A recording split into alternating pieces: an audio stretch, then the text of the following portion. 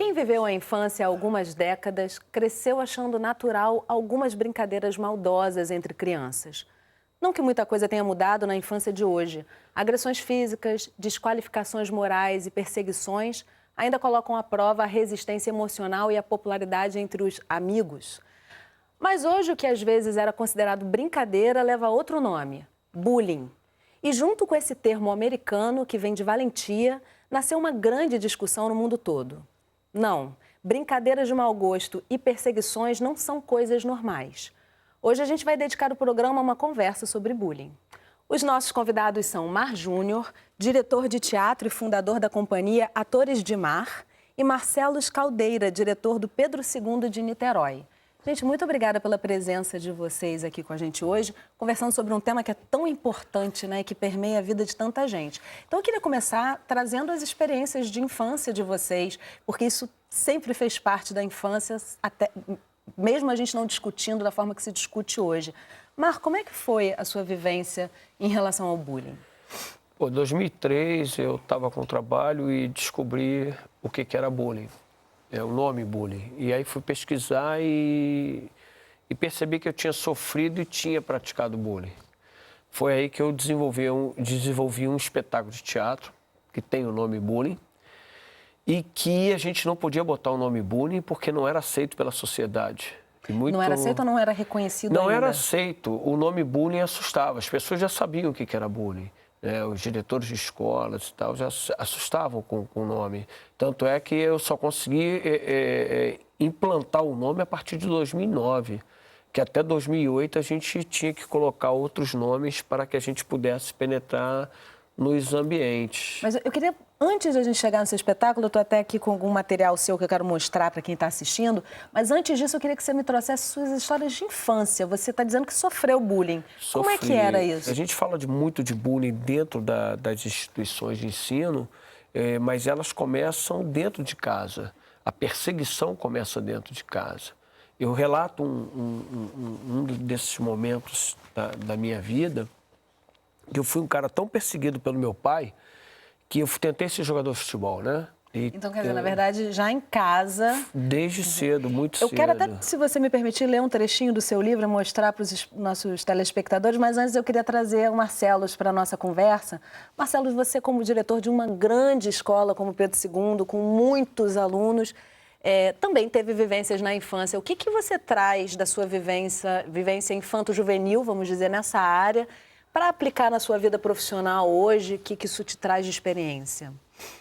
Bom, eu nunca fui vítima propriamente de bullying, mas testemunhei casos nas escolas que eu estudei de colegas que acabavam sendo vítimas. Um caso que me vem aqui à mente agora, que eu lembro que no antigo segundo grau, né, que a gente chama de ensino médio hoje, um colega de turma, ele era uma pessoa muito retraída, muito isolada, não se relacionava muito com as pessoas, e aí tinham alguns colegas de turma que implicavam com ele o tempo todo, insistiam, e um dia ele teve um acesso de fúria, né? Depois de muitas vezes ser importunado, teve um acesso de fúria e teve uma agressividade que ninguém imaginava que poderia partir dele. Então, das situações que eu vivenciei, essa foi a mais marcante que me vem à mente agora. E depois que eu me tornei professor, eu sempre observei muito isso, aquele aluno que às vezes é muito isolado e aquele isolamento normalmente traz alguma dificuldade de aprendizagem, então isso sempre despertou a minha atenção. E, enfim, sempre procurei buscar o setor de orientação para encaminhar uma solução, uma conversa para resolver o problema. Depois que eu me tornei diretor lá na escola, no campus Niterói, eu tenho uma equipe lá de orientadoras muito comprometidas, né? Então a gente sempre atua muito na identificação do problema, entendeu? Embora tenham sido poucos... Desculpa te interromper, mas até porque depois fica o menino agressivo, né? Como se aquilo ali tivesse sido... Comigo isso aconteceu assim, eu virei de 12 para 13 anos, sofrendo, e tinha um cara na rua que me perseguia, eu tinha medo, só olhar para ele me dava pavor, eu tinha que dar volta ao quarteirão, minha mãe me mandava comprar pão, eu dava volta ao quarteirão inteiro para ir na padaria aqui da esquina, até no dia que ele descobriu isso.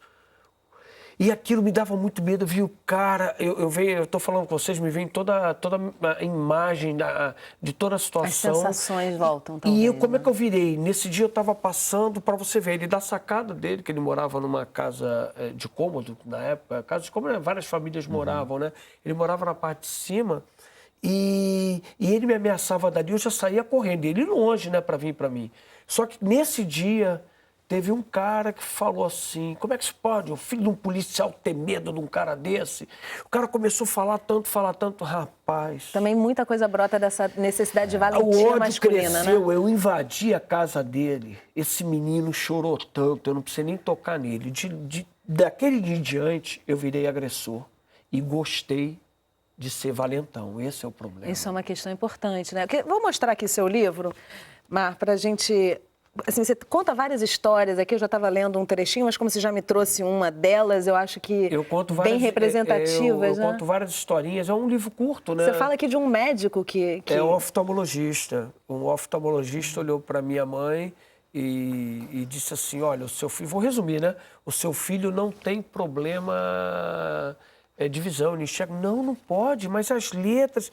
Não, mãe... Não tem problema de visão. O problema dele é que ele é burro mesmo, é ignorante, não sabe as letras. E eu não sabia mesmo. O grande problema é que...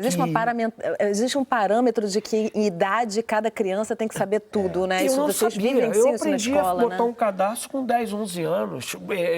Ver relógio, eu conto isso aí no meu livro, bem tarde. Agora, lógico que isso tem um motivo. Isso é uma questão, né, Marcelo, que a escola precisa estar muito atenta a isso, que cada criança tem seu tempo e esse tempo, muitas vezes, abre esse espaço, né, para uma desqualificação de outros alunos, enfim. O que eu entendo é que a escola ela deve sempre estimular a cooperação, o trabalho conjunto entre os alunos. Vou te citar um exemplo prático lá no campus de Niterói. Há muitos anos atrás, a equipe de coordenadores, nós tínhamos lá uma coordenação por cada série. Então, eles criaram um trabalho, um ensino colaborativo, que é um trabalho 100% voluntário, o aluno não recebe nada, mas são aqueles alunos que mais se destacam em alguma disciplina para ajudar aquele colega que tem alguma dificuldade. Então, isso acaba sendo muito bom para poder integrá-los, né? Assim como atividades na área da música, de artes visuais, que dependem muito da harmonia entre os alunos, do entrosamento do grupo, do conjunto, né? Isso tem nos ajudado muito. O que é importante é que a escola é realmente um grande foco de acontecimento de bullying, mas acontece em outros lugares, inclusive em casa, quando um pai ou uma mãe desqualifica uma criança. Porque cada criança vem de uma família diferente, com uma fé diferente. Com seu tempo diferente, seu tempo, isso é tudo complicado. Mas uma coisa que ele relatou, só para finalizar aqui, como eu sofri dentro da escola e depois vim praticar, eu quero dizer o seguinte, que na maioria das vezes é difícil você constatar o bullying, os próprios professores, porque quem pratica, não pratica na frente de ninguém. E às vezes é subjetivo, né? E muitas das vezes até o cyberbullying, que é pelo computador, ele não mostrou a cara dele, ele botou um perfil lá que não é de ninguém. E a gente vai falar de cyberbullying porque hoje é realmente um grande problema social. Agora eu tenho que fazer um intervalo rapidinho e no próximo bloco a gente vai ver alunos de uma escola da Zona Norte do Rio contando suas experiências de bullying e a análise da psicóloga Nazaré Pinheiro sobre essas vivências. O intervalo é rapidinho, não sai daí.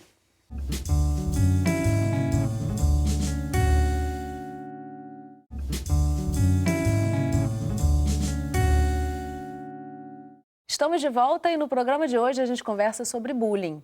Agora você vai ver alunos de uma escola da Zona Norte do Rio contando suas experiências com o bullying e a análise da psicóloga Nazaré Pinheiro sobre essas vivências.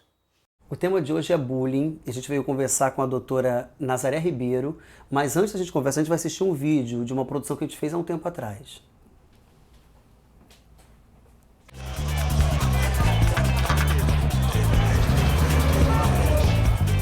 Quem aqui pratica o bullying?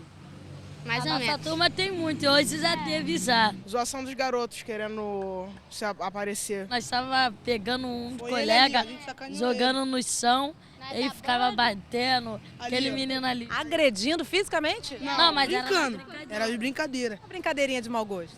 Ele se sente mais assim, querem mostrar para os outros, né, que eles são mais fortes, né? Ele acaba ficando popular, juntando mais pessoas ao redor dele que acabam fazendo a mesma coisa. Tá com a turma, com os colegas, e aí sempre tem aqueles que falam, se você não fizer, que você é bobo, que você é isso, aquilo. Quem são as vítimas escolhidas geralmente? Falam que são feios, que não são muito inteligentes ou são inteligentes. Aqueles alunos que sempre perguntam pro professor, que fazem perguntas, os estudiosos. Se reagir, aí mesmo que eles vão cair em cima, vão ficar brincando, zoando, mais ainda. Como é que você se sente quando você olha, vê isso acontecer? Eu tento fingir que não vejo. Eles ficam reprimidos de não falar, né? Porque se misturar também é zoado, isso pode sofrer também. Essas pessoas carregam consequências na idade adulta? A vítima, ela fica muito traumatizada, às vezes ela para de ir para a escola. Fica desestimulado a estudar, é muito tímido. A cultura do bullying vem de casa ou se aprende na escola? Os dois. Qual é o papel dos pais para evitar o bullying, tanto para uma criança vítima quanto para um agressor? É falar que isso é errado, falar com os professores também para ficarem de olho. Acho que às vezes os pais nem sabem. Apanha em casa, aí que eles contar nos outros na escola. A educação é tudo, né? Porque senão, se eles em casa são assim violentos, aqui na escola vai ser também, né? A escola tem que estar presente, né? Verificando e mostrando isso. De que forma o professor pode agir para evitar o bullying? Repreender, né? Botar de castigo, chamar os pais, conversar. Parar as pessoas quando estão brigando. Ou então levar para a coordenação. Fica uma situação complicada, porque os alunos não respeitam o professor. Garota aqui também na escola que botou cola da cadeira da professora, a professora caiu. Qual é a solução para isso? Alguma punição mais severa que faça acordar e que não participe, né, mais disso, né? Qual é a sua parte nisso? Parar com a violência e começar com a educação e tirar 10 nas provas. Tem bastante coisa para discutir, né? Doutora, existe um limite entre a brincadeira e o bullying?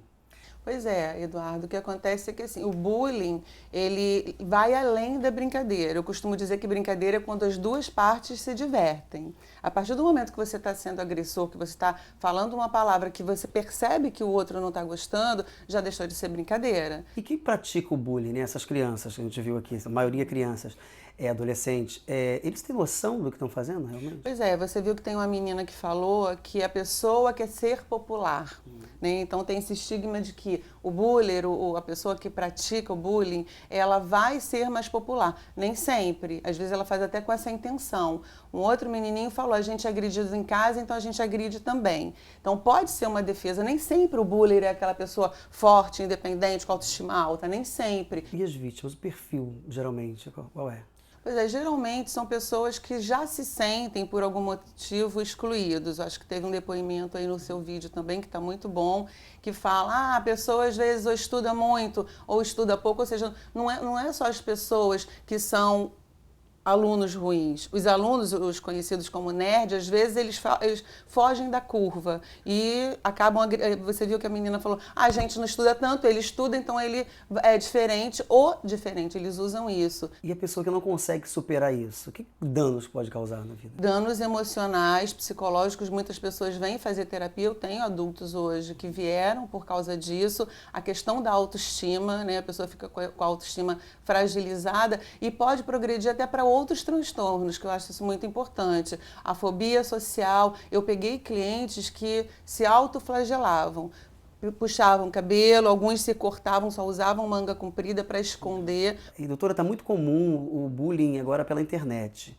Fala um pouco, até da experiência que a senhora tem aqui no consultório. Sim, o cyberbullying é cada vez mais comum porque a linguagem da internet não tem mais volta, né? Ela é inclusiva, então assim, todas as pessoas usam, umas para o bem e outras para o mal. Então assim, a internet é maravilhosa, tem acesso à informação, mas também algumas pessoas pegam conteúdo, uma foto, né, de alguma pessoa que ele quer agredir, às vezes já agride na escola e se estende pela internet. O papel dos pais toda essa história, essa situação. Pois é, o papel do pai é muito importante, assim como da escola também. Só que eles ficam numa situação de que às vezes eles não sabem. É claro que mencionaram, às vezes a criança dá algum sinal em casa, mas é um sinal que o pai não tem às vezes, né?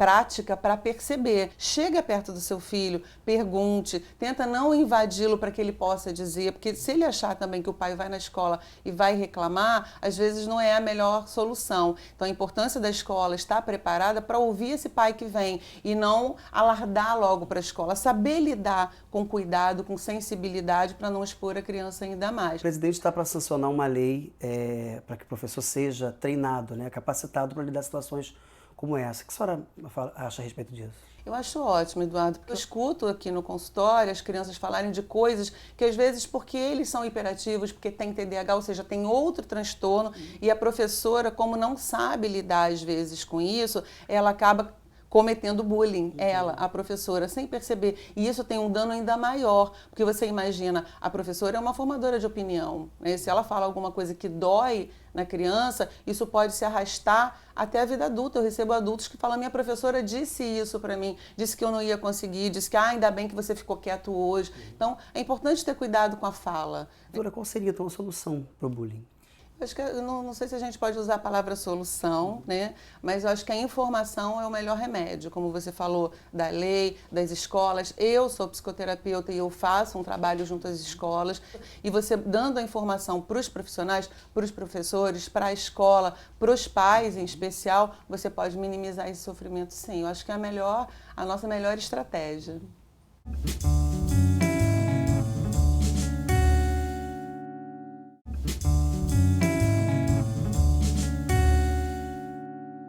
Estamos de volta e no programa de hoje a gente conversa sobre bullying. Comigo no estúdio, o diretor de teatro Mar Júnior e Marcelo Caldeira, diretor do Pedro II de Niterói. Gente, primeiramente a gente finalizou o primeiro bloco do programa falando de cyberbullying, que também é citado na matéria que a gente viu no bloco seguinte, que é uma nova forma de violência, né, virtual e que, mais grave ainda, ela fica ali registrada, né? Como é que se lida com isso, com essa novidade? É mais intenso, menos intenso? Qual a opinião de vocês sobre isso? Eu acho que é difícil quantificar a violência. A diferença básica que eu percebo é o seguinte.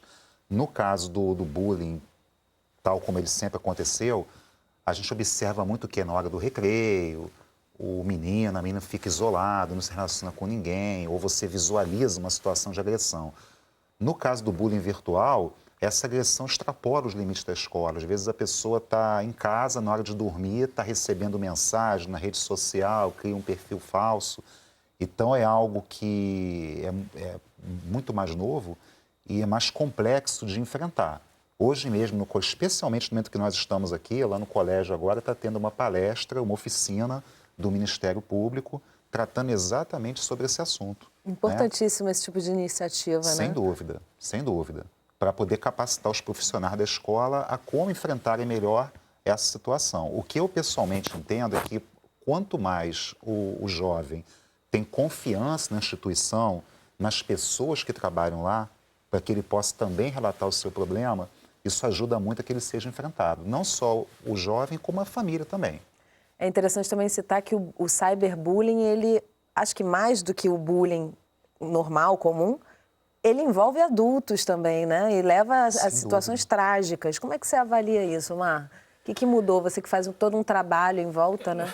Em torno desse tema. Eu quero falar da solução. Eu acho que a solução está na família. Quando você não tem a família, a estruturação da família, você não pode ter seres humanos melhores. A gente só fala toda hora do problema do bullying, do cyberbullying, e a gente quer fechar os olhos, fica cego, surdo e mudo, e não vê que o problema está relacionado na família. Agora, vocês viram os depoimentos das crianças, né, nas ruas? Assim, é interessante que elas são muito espontâneas, né? Verdadeiras. Né? Verdadeiras, e é natural para elas aquela brincadeira. Eles realmente... Ali tem um menino que ele foi a vítima do bullying que os outros estão citando, né? E que para eles...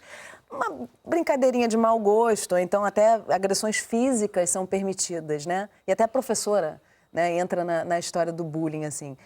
Qual a importância de pelo menos se dar conta disso, Marcelo? Deles perceberem que ali tem uma situação que não deveria ser normalizada? No depoimento da psicoterapeuta, ela abordou uma maneira muito interessante. Quando você tem uma brincadeira que as duas partes consentem, é uma brincadeira. Quando uma das partes está incomodada, deixou de ser uma brincadeira. não sei se é o que o objeto da tua pergunta, mas eu acho o seguinte, que o importante é a identificação imediata do problema. Não é normal, por exemplo, um jovem ficar isolado, né? Se ele está muito isolado numa hora do recreio, alguma coisa diferente está acontecendo, né?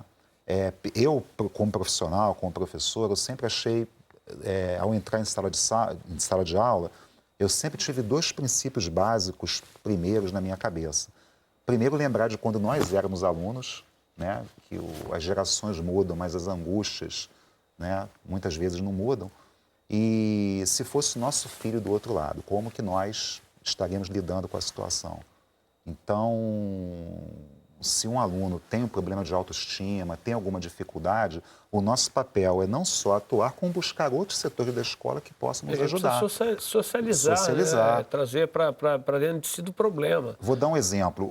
Um profissional na escola que é essencial para esse diagnóstico é o que as escolas normalmente chamam de inspetor de aluno, né? A gente chama de assistente de alunos no Pedro II. Por incrível que pareça, às vezes o aluno, a aluna, tem muito mais liberdade para falar com eles sobre o problema do que, às vezes, com outro profissional. Com o diretor, então, ele sempre tem aquela ideia do diretor no gabinete e tal, mas com o inspetor, ele geralmente ele se abre bastante. Acho que foi até abolido isso, quase nenhuma escola mais tem inspetor. Né, lá no Pedro II. Na verdade, o inspetor fica ali observando o momento do lazer, né? Que durante a sala de dentro da sala de aula é mais difícil, talvez, essa espontaneidade acontecer, como acontece no recreio, como acontece nos corredores da escola, né? Agora, o que muda com essa lei sancionada pela presidente Dilma em prol de realmente se observar essa questão do bullying? Traz, inclusive, a proposta de que os professores sejam treinados para entender. Vocês acham que isso é suficiente? Prefiro nem comentar. Eu não vou dizer que é suficiente, mas eu acho importante que o governo federal tenha chamado para si o problema. Eu acho que você ter uma lei, uma política de Estado, federal, uma política de Estado apontando o problema, determinando que as escolas discutam, capacitem os profissionais, eu considero isso essencial, sim. Agora, a participação dos pais, que é citada ali também, né? Ela cita, no caso, os seus pais, por exemplo, Mara, eles tinham conhecimento de tudo que você estava vivenciando? Bom, eu vivi dentro de casa, né? Só não tinham se fechasse os olhos. Isso é muito grave, né? Porque... E um detalhe, só para completar lá o raciocínio da primeira, eu me descobri tudo isso que aconteceu comigo, da minha falta de condições de ver uma hora, botar um cadastro, saber as palavras, etc., porque eu tinha um problema de cérebro, porque o meu pai, com muito pequenininho, com um ano e meio, batia com a minha cabeça na parede.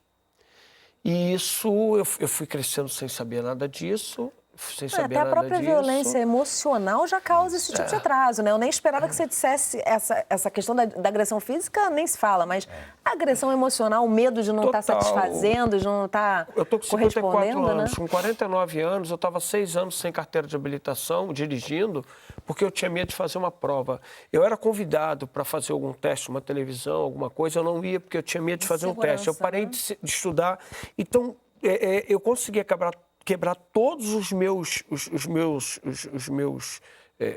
fantasmas aos quase 50 anos de idade, sabe? E imagine, eu com 50 vivi a vida inteira sofrendo por uma situação que podia ter acabado com a minha vida. Eu tentei o suicídio.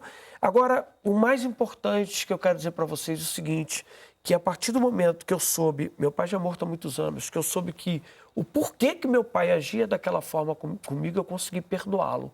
Então, bom para mim, ruim para ele. Passa de geração para geração, né? Eu consegui perdoá-lo porque ele perdeu o irmão com 11 anos no elevador e foi acusado pela mãe a vida inteira de ter sido seu assassino. Isso é uma coisa que passa realmente... A educação passa de pai para filho, né? Você tem que cortar esse ciclo em algum momento. Agora, eu queria trazer de volta a participação dos pais com você, Marcelo. Como é que você percebe a participação dos pais no Pedro II hoje? Como é que vocês lidam com isso lá? No caso, ela fala que é importante que isso seja feito de uma maneira adequada, porque senão a criança passa a sofrer mais bullying ainda, né? Tipo, pediu socorro para os pais. Como é que vocês lidam com isso? Bom, a participação da família é essencial. Como eu falei aqui no início, lá no campus de Niterói, nós praticamente tivemos pouquíssimos casos de bullying. E sem a parceria com a família, é muito difícil encontrar uma solução. Eu acho que se a escola trabalha a tolerância, a convivência com as pessoas diferentes, por qualquer que seja o motivo, isso é essencial. Você criar um ambiente, eu acho que criar um ambiente de tolerância, eu acho que a criança ir para a escola, se sentir à vontade, ser ela mesma na escola, eu acho que isso é essencial. Trazer a comunidade, né? Quer dizer, os pais são fundamentais para que haja esse elo entre os profissionais de educação e eles, para que os filhos possam tentar conviver melhor entre eles, porque a gente sabe que todo mundo, ninguém é igual. Então, aceitação das diferenças é fundamental. A gente precisa aceitar. Uma coisa que eu queria, para finalizar, dizer é que na hora que realmente tiver esse trabalho de prevenção nas escolas, em casa, nas ruas, nas cidades, com certeza o cyberbullying também vai parar de acontecer, né? Tudo uma questão de consciência. Gente, eu queria agradecer muitíssimo a participação de vocês aqui com a gente. Muito obrigada. E você, já sofreu ou praticou bullying? Então compartilha com a gente. É só entrar em contato pela nossa página ou ligar gratuitamente. E obrigada por acompanhar a gente aqui pelo Canal Saúde, pela internet ou por um dos nossos canais parceiros. Não vai faltar a nossa próxima Conversa em Família. Tchau!